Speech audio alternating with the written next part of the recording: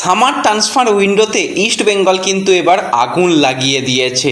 বাজার যেরকম গরম হচ্ছে, ইস্ট বেঙ্গলও কিন্তু একাধিক প্লেয়ারদের সাথে কথা বলছে। তো বেশ কিছু ইন্টারেস্টিং টপিক নিয়ে আমরা আলোচনা করব ট্রান্সফার নিউজ রিলেটেড। তার সাথে সাথে হবাসকে নিয়ে অনেকে জানতে চাইছিলে, সেই নিয়েও কথা বলবো এই ভিডিওতে। ইন্টারেস্টিং ভিডিও হবে, পুরো ভিডিওটা দেখো, ভালো লাগলে লাইক শেয়ার করে দিও। আর যারা চ্যানেলে প্রথমবারের জন্য এসেছো, মনে করে চ্যানেলটাকে সাবস্ক্রাইব আর ফলো করে নিও, তাহলে প্রিয় দলের খেলার সমস্ত আপডেট তোমরা এখানে পেয়ে যাবে। তো চলো আর দেরি না করে ভিডিও শুরু করা যাক। তো সকাল সকাল কীরকম ওয়ার্ল্ড কাপ দেখলে বলো। তো আবারও সেই লিও মেসি অসাধারণ একটা গোল করে আর্জেন্টিনাকে কিন্তু একটা বড় ব্যবধানে জেতালো।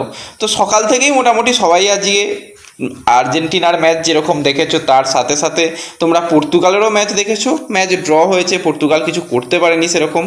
কিন্তু যে ম্যাচটা হলো আর্জেন্টিনা এবং জর্ডানের ম্যাচ, এবং তার সাথে সাথে অস্ট্রিয়া আর আলজেরিয়ার ম্যাচ, ও ভাই কি লেভেলের ম্যাচ! একদম শেষ মুহূর্ত পর্যন্ত লড়াই, এবং সেখানে 3-3 গোলে কিন্তু ম্যাচটা শেষ পর্যন্ত একদম শেষের দিকে গিয়ে শেষ হলো। ওফ, দারুণ দারুণ একটা ম্যাচ হয়েছে। তো এরকমই আমরা ম্যাচ দেখতে চাই। তো এরপর তো পরবর্তী রাউন্ডের খেলা হবে, তো সেখানে অবশ্যই আরও ভালো লড়াই হবে, আরও কঠিন লড়াই হবে, এবং ভালো ভালো ম্যাচ আমরা দেখতে পাবো, সেটুকু আমরা বুঝতেই পারছি।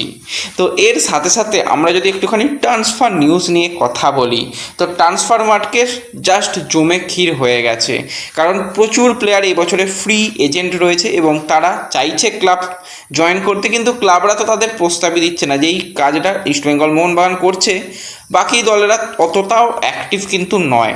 তো সেই জায়গাতে এবারেই যে একটা অনিশ্চয়তা সিচুয়েশান ছিল বা এটসেট্রা অনেক রকম ইন্ডিয়ান ফুটবলের সমস্যা ছিল, সেখানে কিন্তু আইএসএলের একটা সেরা প্লেয়ার কিন্তু আইএসএল থেকে এবার বেরিয়ে যাচ্ছে। সময়টা অনেক দিন সেখানে ইন্ডিয়াতে এসে প্রচুর সাকসেস পেয়েছে, অর্থাৎ আমি কথা বলছি হুগো বুমোসের কথা।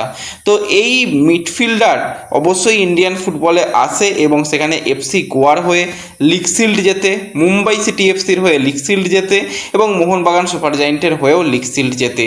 এছাড়া কিন্তু এফসি গোয়ার হয়ে সুপার কাপ চ্যাম্পিয়ন হয়, এটিকে মোহনবাগানের হয়ে আইএসএল কাপ চ্যাম্পিয়ন হয়, এবং 2021 সালে মুম্বাই সিটি এফসির হয়েও কিন্তু কাপ চ্যাম্পিয়ন, এবং 2023-24 সিজনে মোহনবাগান সুপার জায়েন্টের হয়েও কিন্তু কাপ চ্যাম্পিয়ন। তো প্রচুর ট্রফি পেয়েছে, এবং সে ওড়িশা এফসির সঙ্গে কন্ট্রাক্টেড ছিল লোন ডিলে। সে কিন্তু গিয়েছিল একটা অন্য লিগে, এবং সেই লিগেই কিন্তু সে এবার কন্টিনিউ করতে চলেছে। ওড়িশার সঙ্গে কন্ট্রাক্ট টার্মিনেট করছে। মোহনবাগান সুপার জায়েন্টের জার্সি গায়ে 70 ম্যাচে 14 গোল 19 অ্যাসিস্ট। ওড়িশা এফসির জার্সি গায়ে 22 ম্যাচে 6টা গোল 7টা অ্যাসিস্ট। এফসি গোয়ার জার্সি গায়েও কিন্তু 47 ম্যাচে 20 গোল 19 অ্যাসিস্ট, এবং মুম্বাই সিটি এফসির হয়েও 16 ম্যাচে 3 গোল 9 অ্যাসিস্ট কিন্তু হুগো বুমোস করেছে। তো আইএসএলে কিন্তু 110 ম্যাচে 34টা গোল এবং 42টা অ্যাসিস্ট করার পর ফাইনালি হুগো ইন্ডিয়াকে টাটা বাই বাই জানাচ্ছে। জানি না ভবিষ্যতে আর হুগোকে আমরা ইন্ডিয়ান ফুটবলে দেখতে পাবো কি না, কিন্তু এই রকম কোয়ালিটি প্লেয়ার খুবই কম এসেছে। তো হুগোকে তো প্রচুর মিস করব, এবং হুগো যেটা নতুন সিদ্ধান্ত নিয়েছে, সে যেই লিগে গেছে সেখানেই কিন্তু কন্টিনিউ করছে, এবং সেখানে 2 বছরের চুক্তি সে কমপ্লিট করেছে, এবং সে মালয়েশিয়া সুপার লিগ সেখানেই কিন্তু পরবর্তী সিজনেও, অর্থাৎ 2027 সাল পর্যন্ত সেখানে কিন্তু থাকছে। তো তারপরে যদি আবার কোনো ইন্ডিয়ান ফুটবলে ক্লাব তাকে চায়, তো সেক্ষেত্রে আনতে পারে। কিন্তু যেই সময়, যে অল্প বয়সে এসেছিল, এবং যে দীর্ঘ সময় সে কাটালো, সত্যি সেটা কিন্তু একটা সেরা তার জন্য জার্নি ছিল বলতেই হয়। তো হুগো বুমোসকে তো আমি খুবই মিস করব। তোমাদের কাদের পছন্দের প্লেয়ার এই হুগো বুমোস ছিল, অবশ্যই কিন্তু কমেন্টে জানিও। এর সাথে সাথে ইস্ট বেঙ্গলের নিয়েই আজকে একটুখানি কথা বলি, বাকি দলদের নিয়ে নয়, পরেই কথা বলবো। তো ইস্ট বেঙ্গল কিন্তু একাধিক পজিশানে স্বদেশি প্লেয়ার এবং বিদেশি প্লেয়ার চাইছে। অলরেডি কোচ চূড়ান্ত হয়নি, তার আগে 4 জন প্লেয়ার ইস্ট বেঙ্গল অফিসিয়ালি চূড়ান্ত করে নিয়েছে। ড্যানি র্যামিরেস, ডানিশ ফারুক তো রয়েছে, তার সাথে সন্দীপ মান্ডি, এবং যে আরও একজন যে সাইড ব্যাককে নিয়ে আসা হয়েছে এফসি গোয়া থেকে, সেও এসে গেছে। তো 4 জন প্লেয়ার চূড়ান্ত।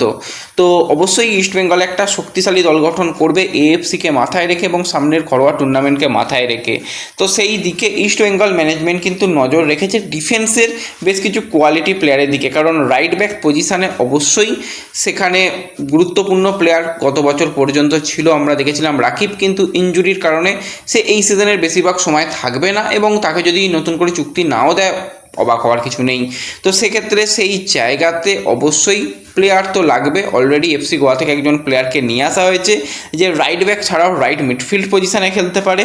তো সেই পজিশানে কিন্তু আরও একজন ইয়াং ট্যালেন্টেড প্লেয়ারকে আনতে চাইছে ইস্টবেঙ্গল। প্লেয়ার আর অন্য কেউ নয়, 26 বছর বয়সী রাইট ব্যাক পজিশানের প্লেয়ার নামগায়াল ভুটিয়া। তো এই ভুটিয়ার যদি আমরা কথা বলি, 2020 সাল থেকে 2026 সাল পর্যন্ত বেঙ্গালুরু এফসিতে যুক্ত ছিল এবং সে রাইট ব্যাক পজিশানে খুবই ভালো খেলতে পারে, এছাড়া রাইট মিডফিল্ডারও খেলতে পারে।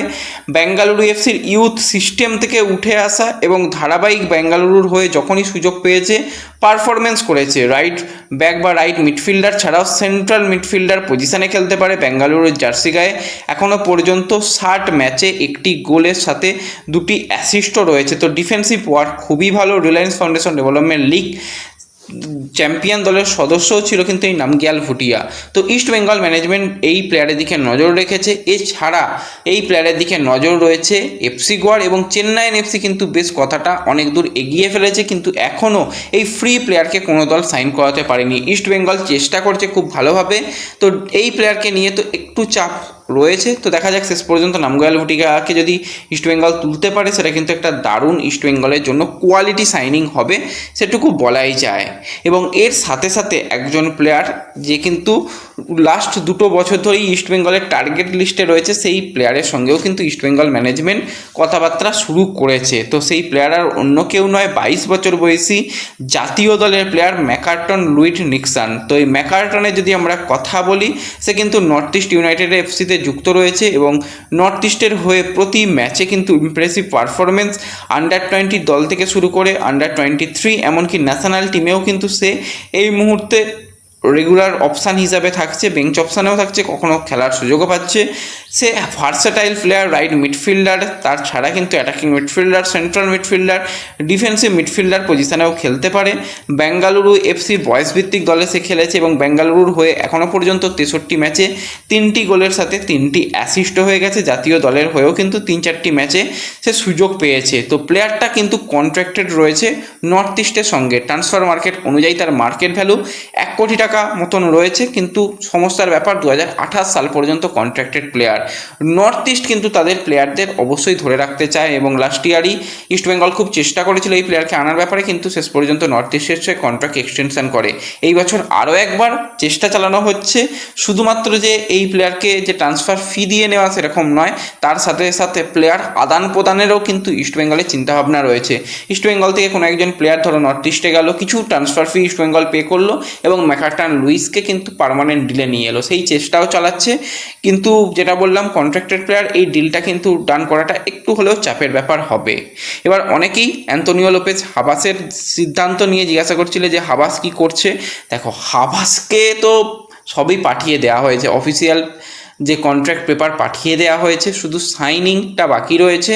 হয়তো সাইনিং কমপ্লিটও হয়ে যেতে পারে, কিন্তু এখনও অফিসিয়াল সেরকম আপডেট আসেনি। তো আজকে সানডে, তো আশা করছি মানডে মোটামুটি কিছু নিউজ তো এসেই যাবে এবং যত তাড়াতাড়ি সম্ভব কনফার্ম করে নিয়ে এর পরের মাসের ফার্স্ট উইক এমনকি সেকেন্ড উইকের প্রথমের দিকেই ইস্টবেঙ্গল ম্যানেজমেন্ট চেষ্টা করছে অন্তত যারা কন্ট্রাক্টেড প্লেয়ার রয়েছে তাদের নিয়ে অলরেডি একটা প্রি সিজন শুরু করে দেওয়া। কারণ তার পরপরই রয়েছে ডুরান্ড কাপ, সেখানেও ভালো ফলাফল করার চেষ্টা করবে এবং হাবাস তার একটা পছন্দের বিদেশি প্লেয়ারদের লিস্ট ক্লাব ম্যানেজমেন্টকে জানিয়েছে, সেই অনুযায়ী ম্যানেজমেন্টও চেষ্টা চালাবে বলে শোনা যাচ্ছে। অলরেডি ইস্টবেঙ্গল 2জন বিদেশিকে তো রেখে দিয়েছে, এখনও যে 4জন বিদেশি প্লেয়ার কীরকম প্রোফাইলের হবে সেটা কিন্তু হাবাসই সিদ্ধান্ত নেবে এবং তার সাথে সাথে ক্লাব ম্যানেজমেন্ট। তো সেই দিকেও আমাদের অবশ্যই নজর থাকবে। তো এই ভিডিওতে এই আপডেটগুলো তোমাদের সঙ্গে শেয়ার করার ছিল। ভিডিও ভালো লাগলে লাইক শেয়ার করে দিও, চ্যানেলে প্রথমবারের জন্য এলে সাবস্ক্রাইব আর ফলো করে নিও। দেখা হবে পরবর্তী ভিডিওতে। ধন্যবাদ।